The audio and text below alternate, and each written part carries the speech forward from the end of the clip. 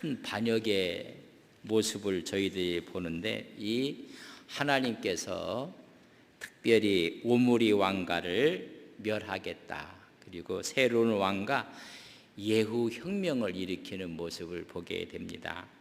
오므리 왕가는 오므리의 아들 아합, 여러분 악하기 짝이 없는 아합, 바알 숭배를 하고 나봇의 포도원을 탈취하고, 그 위에 아하시아, 요람, 이렇게 여러분 오므리 왕조가 하나님 앞에 너무 악했어요. 그래서 엘리사로 하여금 새로운 왕을 세워라. 그래서 그의 사환을 보내서 기름불을 취해서 예후에게 기름을 부으라. 그래서 오늘 예후에게 여러분 기름을 부어요. 이 사실을 알았던 사람들이 왕으로 추대를 하는 모습을 저희들이 오늘 읽게 되었습니다.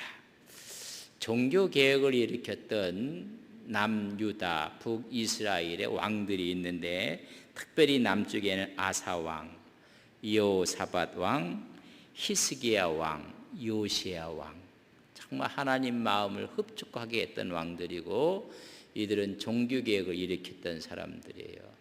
그러나 이 북쪽에도 여러분 종교개혁을 일으킨 왕이 있어요. 그 왕이 누구냐? 예후예요. 그래서 예후 혁명이 아주 상당하게 중요한 위치를 차지하고 있습니다. 주전 841년에 기름을 붓게 되고 814년까지 통치를 하고, 예후, 여호아스, 요아스, 여로보암 2세, 스가랴 5대에 걸쳐서 약 90년 동안 예후의 왕가가 형성이 되면서, 예후가 북쪽 이스라엘의 왕들 가운데 특별히 종교개혁을 일으킨 사람입니다. 산당들을 헐고 바알 아세라상들을 다 찢고, 여러분 북쪽에도 이런 왕이 있었음을 우리가 깨닫게 되는 것입니다. 그래서 오므리 왕조에서 예후 왕조로 바뀌어지게 됩니다. 오므리 왕조는 오므리, 아합, 아하시아, 요람 이렇게 나가면서 그의 여러 왕가의 모습은 한 45년 지탱이 돼요. 그의 왕조는. 그러나 예후 왕조는 그의 배 거의 90년 동안 북이스라엘을 다스렸던 5대에 걸쳐서 큰 흐름을 놓았던, 특별히 여로보암 2세는 북쪽의 이스라엘의 가장 큰 영토를 가졌던 그런 왕입니다. 그 왕이 바로 예후 왕조의 왕이었다는 것을 우리가 이해를 하게 됩니다. 오늘에 있는 말씀은, 그래서 엘리사가 그의 제자를 불러요. 가서 길레앗 나무로스로 가라. 거기에 장관들이 있고 거기에 사람들이 있는데, 그 중에 예후에게 기름을 부으라고 여러분 명령을 내립니다. 오늘 본문 6절에 보면, 예후가 일어나 집으로 들어가니 청년이 그의 머리에 기름을 부으며 그에게 이르되, 이스라엘 하나님 여호와의 말씀이 내가 내게 기름을 부어 여호와의 백성 곧 이스라엘의 왕으로 삼노니. 이 제자가 가서 기름을 부었어요. 여러분, 우리가 세례를 주는 것도 성부와 성자와 성령의 이름으로 예수님의 제자들에게 이 일을 하라고 했습니다. 여러분, 누가 하는 게 중요한 게 아니라 누구의 권위로 하느냐가 중요한 거예요. 엘리사가 직접 가서 여러분 기름을 부은 게 아니라 엘리사의 제자가 가서 여러분 왕으로 세우는 거예요. 여러분, 사람의 문제가 아니라 누구의 권위로 하느냐. 여러분, 하나님의 권위를 갖고 엘리사의 제자가 가서 예후에게 기름을 부어요.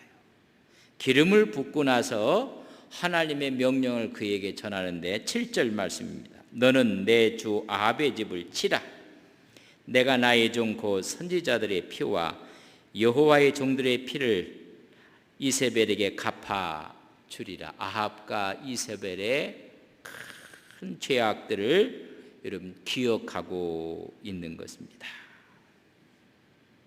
이 기억해서 다 내가 갚게 할 것이니라. 이런 기름을 붓고 하나님께서 할 사역을 말합니다. 옴므리 왕조를 척결하라. 악한 왕조를 척결하라는 것입니다. 특별히 여로보암 왕조가 있었고 바사 왕조가 있었는데 다 척결되고 멸망하고 말았어요. 그것처럼 이 오므리 왕조를 척결하라고 이야기를 합니다. 그래서 기름 부음을 받았던 사람이 북이스라엘의 10번째 왕이었던 예후예요.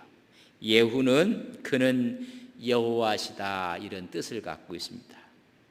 그는 여호와시다. nim수의 손자고 여호사밧의 아들이었다. 그랬습니다. 이 예후가 군대 장관으로 있었을 때 여러분 이 북쪽에 있던 왕이 여호람입니다. 이 여호람이 마지막 오므리 왕조의 마지막 왕인데 아주 하나님 앞에 충성스럽지 못한 왕입니다. 그런데 이 왕이 누구냐 하면 여러분 이 자기 어머니를 생각해 보면 여러분 자기 어머니가 이세벨이에요. 아합과 이세벨 사이에 태어난 이스라엘의 왕 요람. 이 요람 때 군대 장관을 했던 사람이 누구냐면 예후. 그 예후가 자기가 모시게 되는 왕을 죽이라는 거예요. 근데 요 요람이 뭐냐면 여러분 아합과 이세벨 사이에 난 아들입니다. 그뿐만이 아니에요. 그때 유다의 왕이 있었는데 유다는 아하시아예요. 요 아하시아는 누구냐면 이 아합의 딸이었던 이달랴와 결혼했던 여러분 북쪽의 왕 이름하고 남쪽 왕 이름이 같아요. 그래서 이게 헷갈려서 북쪽에 있는 사람을 요람을 여호람이라고 하고 이 남쪽에 있는 요압 왕과 아합의 딸 이달랴가 정략 결혼을 했어요. 그래서 난 아들이 누구냐면 아하시아예요. 사실 남쪽에 있는 아하시아의 외삼촌이 북쪽의 왕 요람이란 말이에요. 그래서 먼 관계가 아니에요. 그래서 하나님을 싫어하고 하나님 앞에 불충했던 사람들이 아주 정략 결혼을 통해서 유다의 아하시아의 외삼촌 되는 사람이 저 북쪽에 있는 요람 왕이에요. 이런 상황 가운데 길리앗 라못에서 아람하고 이스라엘하고 전투가 벌어져요. 그때 그 전쟁에 있었던 사람이 예후와 수많은 장군들이 다 거기에 있었는데 이 전투에서 북쪽에 있는 왕 요람이 상처를 입어요. 그래서 이스라엘로 여러분 피신을 하고 거기서 치료를 받고 있어요. 이 전쟁 중에 상처를 입어서 지금 치료를 받고 있다는 것을 남쪽에 있는 왕, 그러니까 조카뻘이 되는 거예요. 왜 조카뻘이 되는 아하시아가 그것을 듣고 나서 문병을 가요. 가서 문병한 그 사이에요. 그 사이에 이런 일이 벌어진 거예요. 기름을 붓고 왕으로 삼아서 뭐라고 하냐면 너는 첫 번째 아합의 집을 치라는 거예요. 이 아합의 집에 지금 왕으로 있는 요람을 치라는 이야기입니다. 그래서 전쟁터에서 여러분 말의 기술을 돌려갖고 아람하고 싸우는 것이 아니라 여러분 이 요람을 죽이러 이스라엘로 가는 거예요. 하나님의 명령을 받고 기름을 받고 나서 온 주위에 있는 장관들이 그를 왕으로 세웠어요. 그리고 나서는 좀 말머리를 돌려서 지금 전쟁 중에 부상을 입은 왕을 죽이러 가는 거예요. 그게 예후 혁명이 일어나는 거예요.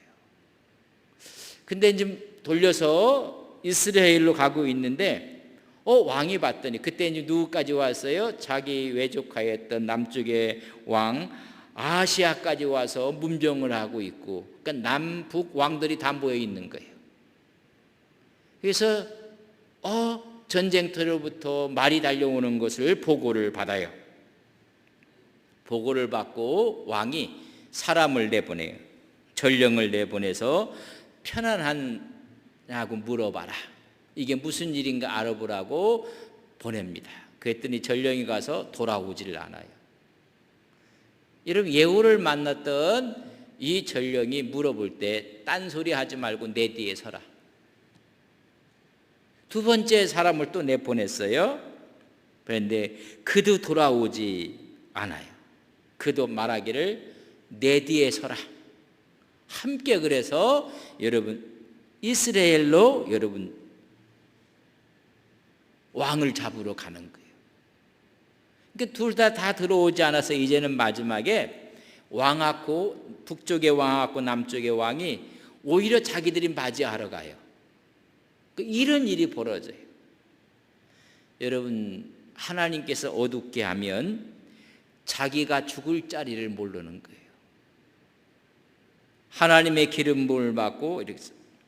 자, 이제 21절에 그래서 요람이 이르되 메우라 하매 그의 병거를 메운지라. 이스라엘 왕 요람과 유다 왕 아하시야가 각각 그의 병거를 타고 가서 예후를 맞을새 이스라엘 사람 나봇의 토지에서 만나매. 이 나봇의 여러분 토지 포도원을 이세벨이 뺏은 거 아시죠? 아주 흉악한, 꼭 그 자리에서 여러분 누구를 만나냐면 예후를 만나는 거예요. 맞으러 나가는 모습을 보게 됩니다.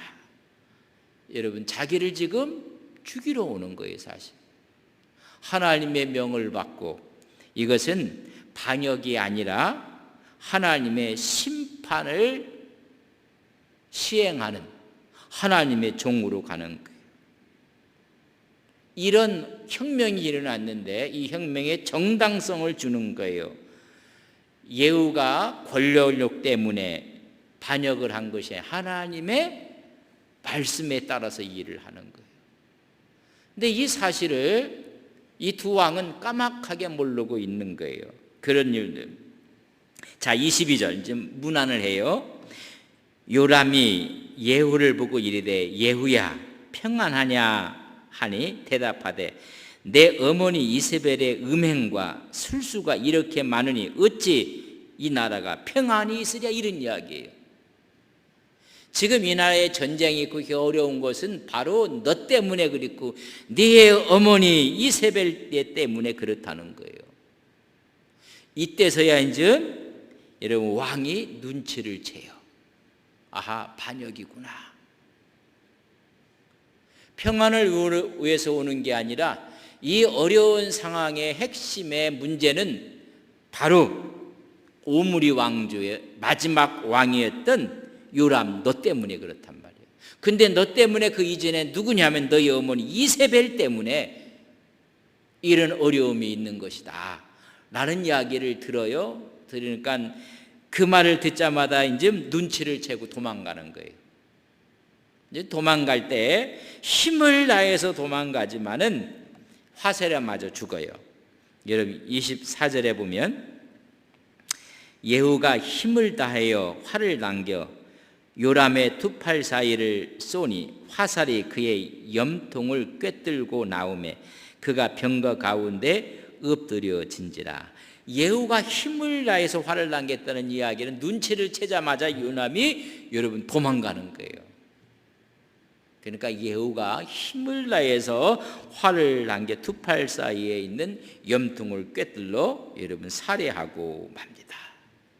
그래서 이 오므리 왕조가 이제 끝나는 거예요. 그리고 예후의 왕조가 이제 들어서게 되는 모습을 봅니다.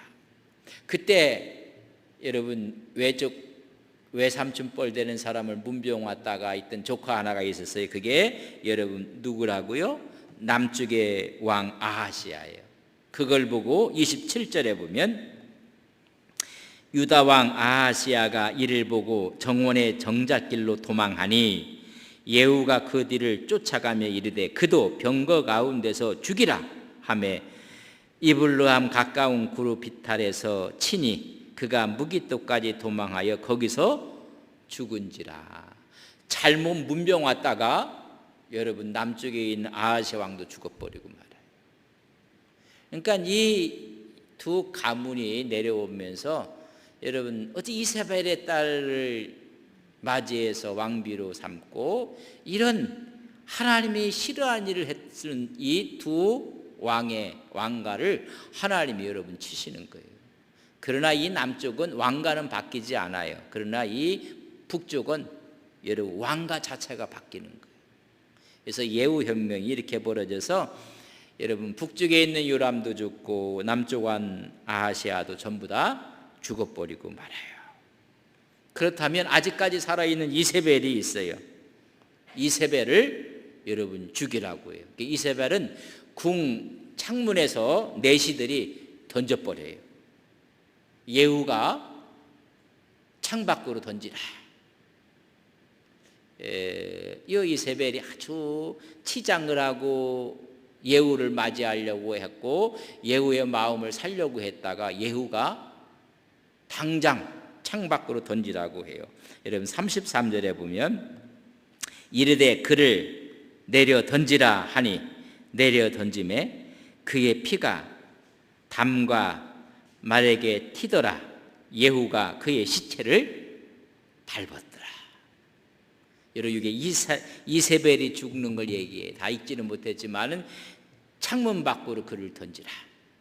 이세벨이 여러분 돌덩이처럼 창문 밖으로 내던짐을 당해서 이세벨이 죽어요.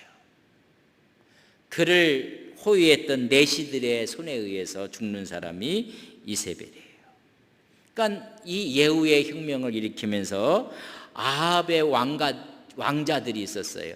그러니까 이 오므리 왕주의 아합의 왕자들 씨를 다 말리는 일이 벌어지는데 여러분 10장 7절에 보면 열왕기하 10장 7절에 보면 편지가 그들에게 이름에 그들이 왕자 70명을 붙잡아 죽이고 그들의 머리를 광주리에 담아 이스라엘 예후에게로 보내니라. 이스라엘에 있는 예후에게 70명의 왕자의 머리를 갖다가, 그러니까 하나님께서 이 아합 왕이 얼마나 악했는지, 그래서 그의 왕자들이 전부 다 죽어요. 그뿐만이 아니에요. 10장 11절에 보면 예후가 아합의 집에 속한 이스라엘에 남아 있는 자를 다 죽이고 또 그의 귀족들과 신뢰받는 자들과 제사장들을 죽이되 그에게 속한 자는 하나도 생존자를 남기지 아니하였더라. 아합에게 있었던 수많은 사람들, 고위 관료들, 제사장들, 이 거짓 제사장들 여러분 다 죽어요. 그 아합의 권속들이 다 진멸되고 말아요. 이런 엄청난 사실을 모르고 있었던 저 남쪽의 왕 아하시아, 그 아하시아 왕도 죽었는데 그 사실을 모르고 아하시아에서 그의 형제들이, 왕의 형제들이 여러분 또 내려와요. 자기 왕의 외삼촌뻘되는 요람을 만나기 위해서 여러분 내려오다가 여러분 다 죽어요. 10장 14절에 보면 이르되 사로잡으라 하매 곧 사로잡아 목자가 양털 깎는 집우덩이 곁에서 죽이니 42명이 하나도 남지 아니하였다. 이 42명은 이런 이 북쪽에 아픔과 고통이 있다는 죽음의 소식을 듣고 나서 위로하러 가다가 다 죽어버려요. 그러니까 하나님이 기뻐하지 않는 정권에 함께했던 사람들은 다 죽어버려요. 이게 그래서 우리는 북이스라엘에 대해 예후 혁명을 아주 크게 보고 있는데, 아하시아의 형제들이 아하시아의 조카들, 아합 왕가의 여러분 자기 왕이 죽은지도 모르고 여러분 그쪽의 왕이 죽었다는 걸 보고 문상 가다가 그냥 다 죽어버리고 말아요. 아주 끔찍한 일이 벌어지게 됩니다. 이제는 그 칼이 어디 갔느냐면 10장 18절 예후가 백성을 모으고 그들에게 이르되 아합은 바알을 조금 섬겼으나 예후는 많이 섬길 것이다. 여러분 잘 보세요. 아합은 바알을 많이 섬겼어요. 근데 나에 비하면 조금일 것이다. 나는 더 많이 바알을 섬길 것이니라. 백성들을 모아놓고 이야기하는 거예요. 이건 여러분 거짓말로 그렇게 하는 거예요. 아합은 바알을 섬겼는데 그건 적은 것이다. 나는 더 많이 바알을 섬길 것이니라. 그러면서 여러분 이 바알의 선지자들은 다 나오라고 해요. 모으라. 그래서 제사를 드리겠다고 이야기를. 내가 바알을 섬길 것이다. 다 모이라. 그랬더니 그것도 모르고 바알을 섬겼던 사람들이 다 나오는 거예요. 제사를 드리는 데 가서 문을 닫고, 그리고 그 바알 제사장들에게는 뭘 입히냐면 여러분 예복을 다 입혔어요. 구분하기 위해서. 다 바알 선지자들은 예복을 다 입혀놓고 나는 더 열심히 바알을 섬길 것이니라. 그래서 그들이 마음을 탁 풀고 다 나왔어요. 그리고 문을 잠궈 놓고 바알의 선지자의 옷을 입은 사람들을 전부 다 25절에 보면 번제 드리기를 다함에 예후가 호위병과 지휘관들에게 이르되 들어가서 한 사람도 남기지 못하게 하고 죽이라 하매 호위병과 지휘관들이 칼을 그들을 죽여 밖에 던졌더라. 누구예요? 바알을 섬기는 바알 선지자들을 다 죽여버려. 그러니까 바알 선지자들을 색출하려니까 너무 힘들어. 그러니까 예후가 나는 아합보다 더 열심히 나는 바알을 섬길 것이다. 그러니까 두려워하지 말고 바알에게 속해 있는 선지 다 나와라. 다 나와서 우리가 제사를 드릴 것이다. 그러니까 다 나와버렸어. 그리고는 이런 문을 걸어놓고 다 여러분 척결을 해버려요. 그래서 제가 말씀을 드렸죠. 북쪽의 왕들 가운데서도 종교개혁을 일으킨 사람이 누구라고요? 요 예후예요. 바알 선지자들 다 전부 다 죽여버려요. 여러분 10장 26절에 보면 바알의 신당 있는 성으로 가서 바알의 신당에서 목상들을 가져다가 어떻게 해요? 다 불살라버리고 그의 선지자들은 다 여러분 진멸하고 새로운 종교의 개혁을 일으키는 모습을 보게 됩니다. 이제 저를 보세요. 얼마나 하나님께서 아합을 보고 고개를 절레절레 하나님 마음에 맞는 사람에는 하나님의 마음에 하나도 맞지 않는 사람이에요. 그래서 하나님께서 예후라는 군대 장관을 들어서 저 아합의 오므리 왕조를 전부 다 진멸하라. 그런데 철저하게 진멸하라. 어떻게 보면 무서워요. 북쪽에 있는 왕, 남쪽에 있는 왕, 북쪽에 있는 왕가의 자식들 여러분 다 섬멸해버려요. 그것도 모르고 저 남쪽에서 왕의 조카들이 내려온 42명을 전부 다 죽여버려요. 그 일시에 바알 선지자들을 한 자리에 모여놓고 다 진멸을 해요. 나는 바알을 잘 섬길 사람이다. 아합보다 더 크게 섬길 것이다. 두려워하지 말고 다 제사드리러 오라고 해놓고는 문을 잠궈놓고 다 죽여버리고. 그리고 나서 바알 신사 목상들을 다 불태워버려요. 그래서 이 북쪽에 이런 종교의 새로운 개혁을 일으켰어요. 그러나 한 가지 하지 못하는 게 꼭 있어요. 10장 29절에 보면 이스라엘에서 범죄하게 한 느밧의 아들 여로보암의 죄 곧 베델과 단에 있는 금 송아지를 섬기는 죄에서는 떠나지 아니하였더라. 여러분 베델과 단에 있는 금 송아지를 섬기는 건 허락하였더라. 그런 이야기입니다.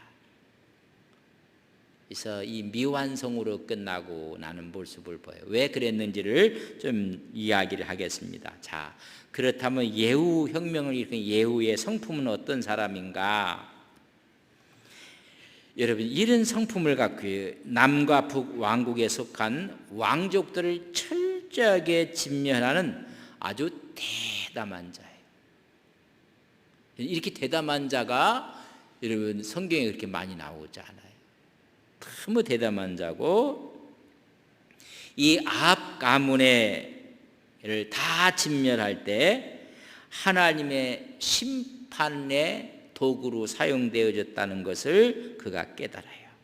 근데 그 도구가 너무 포악하고 너무 끔찍했다는 거예요. 이렇게 끔찍하게 사람을 진멸한 사람이 이렇게 없어요. 그래서 이 사람은 아주 냉철한 사람이에요. 얼마나 냉철한 사람인지 몰라요. 또 이 사람은 바알 숭배자를 다 직멸했어요. 그러나 위선적이고 이중적인 신앙의 모습을 간직해요. 하나님의 명령을 받고 하나님 일을 수행했지만은 여러분 금송아지를 숭배하는 데서는 단호하지 못했어요. 왜냐하면 여러분 모든 북쪽에 있는 사람들이 마음이 어디 가요? 저 남쪽으로 가거든요. 사실 예루살렘으로 간단 말이죠. 그러면 통치하는데 누수 현상이 생기는 거예요. 그것을 자기를 위해서는 그건 오히려 여러분 막지 않고 그대로 두고 있는 모습을 볼 수가 있습니다. 자신을 위해서는 이것을 허락하고 있던 어찌 보면 위선적인 성품을 가진 사람입니다. 그러나 그의 업적은 아합 가문에 대한 심판을 수행한 것이 최고의 업적이에요. 하여튼 아합 이세벨이면 가장 악한 거예요. 근데 그걸 그리고 바알 숭배자 바알의 신당을 다 헐어버렸어요. 그러나 이 예후의 혁명 가운데 실수가 금송아지를 숭배하는 것을 금하지 않았다는 것입니다. 여러분 자기에 대한 권력욕을 갖고 있는 것입니다. 전심으로 하나님의 율법을 지키지 아니했다는 것입니다. 그래서 그는 잔인했고 포악한 방법으로 하나님의 명령을 수행한 자로 우리가 평가를 하는 거예요. 하나님의 일을 수행할 때도 이렇게 포악하고 잔인한 방법 외에는 없었을까? 우리가 한번 생각을 한번 해봐요. 그러나 하나님의 도구로 사용되어졌던 것을 우리가 알게 되고 이것은 하나님의 심판을 대항한 예우였음을 알게 됩니다. 그러나 마지막까지 그는 온전한 순종의 사람이 아니었다는 것입니다. 자신의 영리와 야망을 계산해서 여호와 신앙을 갖는 사람들이 전부 다 남쪽으로 행하여 갈까봐 금송아지 숭배, 그들의 마음을 붙잡아 놓으려고 했던 데에 대해서는 여러분 하나님의 명령을 지키지 않은 거예요. 참 우리가 그런 게 있어요. 이 북쪽에 있는 이스라엘이 다 마음이 걸리 다 가면 어때 할까? 그러니까 하나님 말씀을 다 지키는 것 같지만은 자기의 영리, 자기의 야망을 계산한 거예요. 그래서 하나님의 신앙으로 이 금송아지도 없애야 될 텐데 그거 없애면 이쪽에 있는 이스라엘 사람 마음이 다 어디 간다는 거예요? 저 남쪽 예루살렘으로 다 간다는 거예요.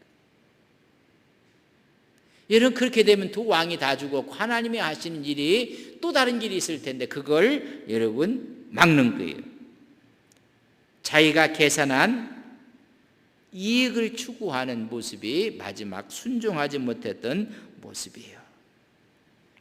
늘 우리가 뭐 100% 다 헌신하고 섬깁니다, 다 합니다 하면서도 요 예후처럼 이런 아주 예민한 계산을 하는 거예요.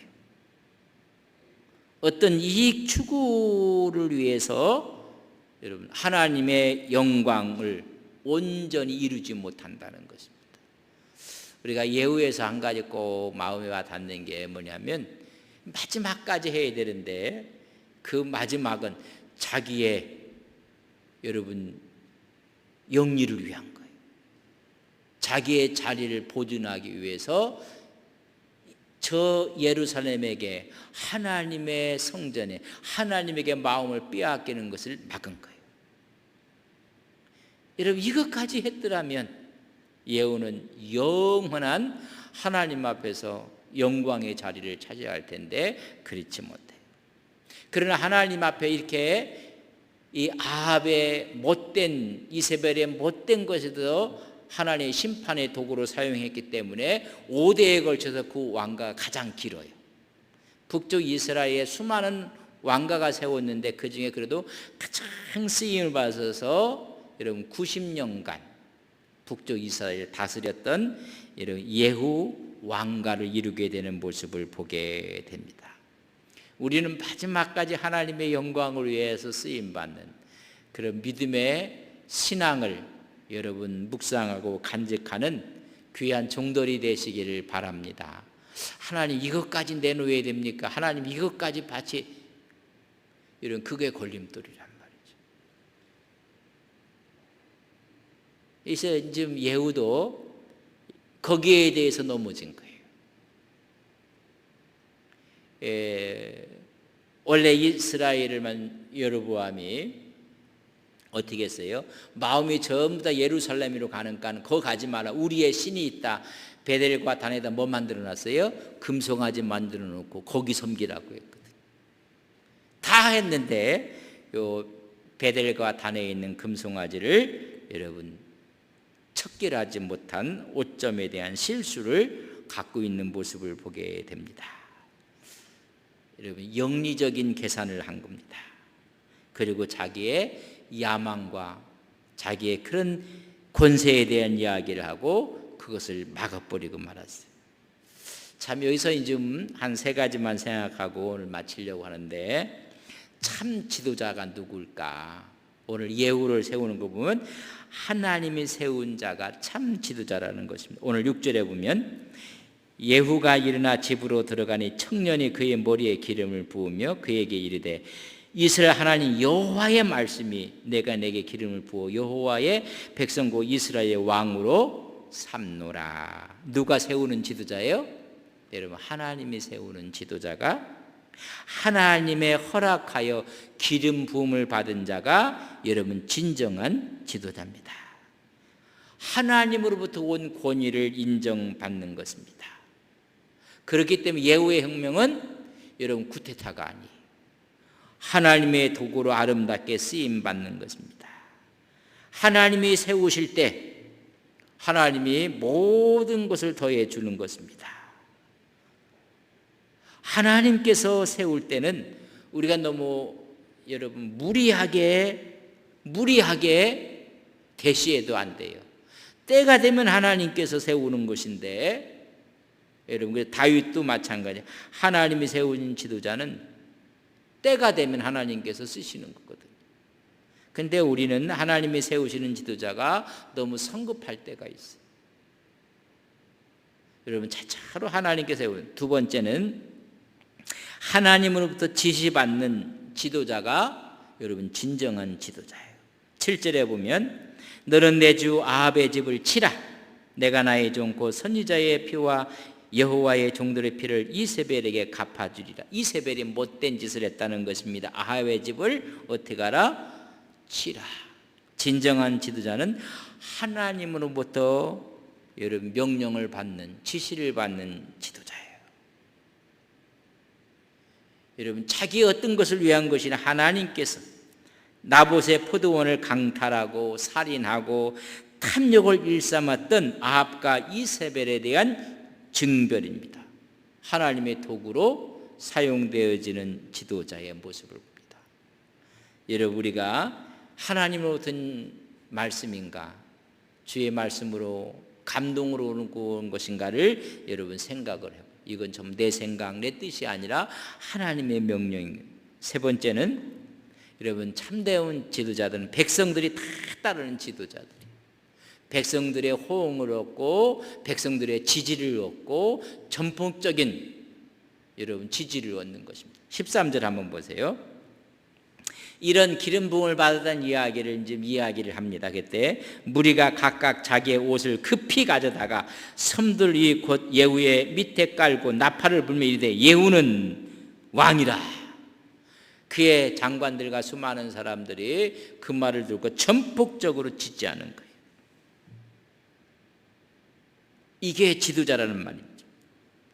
기름 부었던 사건에 대해서 이야기를 했더니 열렬한 지지를 하고 호응을 얻고 왕으로 인정을 받는 모습을 보게 됩니다. 여러분, 백성이 인정하고 백성이 따르는 지도자, 이런 지도자들은 아름다운 선정을 베푸는 것입니다. 그러나 지지를 받지 못하는 사람들은 여러분 통치하려고 해요.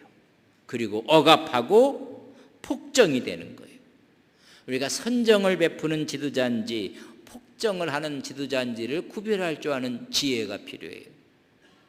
우리가 하나님의 뜻을 위해서 전폭적인 지지를 받는 거예요. 그래서 하나님의 인정을 받고 백성들에게 자연스럽게 인정을 받는 거예요.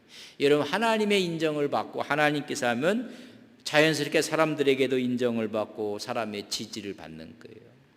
어떤 분이 나는 하나님께서 세우셨다고, 하나님께서 사명을 줬다고 하는데 사람들은 냉랭해요. 여러분, 이거 다시 한번 생각해 봐야 돼요. 오늘 예후에게 하나님이 기름을 부으셨어요. 하나님의 인정받는 사람이 됐어요. 그랬더니 온 백성들이 그를 인정하고 호응하고 따르는 거예요. 그래서 예후의 혁명이 아름답게 이루어지는데, 여러분, 그 후에 즈음 예후의 그 다음 여로보암 2세 때 최대 영토를 북이스라엘이 얻게 되는 가장 강성한 복을 누리게 되는 모습도 보게 됩니다. 그러나 이 예후가 한 가지 실수했던 것처럼 그런 실수가 또 나타나요. 그래서 또 다른 혁명이 또 벌어져서 왕가가 또 바뀌어버려요. 하여튼 북쪽은 많이 바뀌어요. 그러나 남쪽은 그대로 다윗 왕가의 전통성을 갖고 나오는 모습을 보게 됩니다.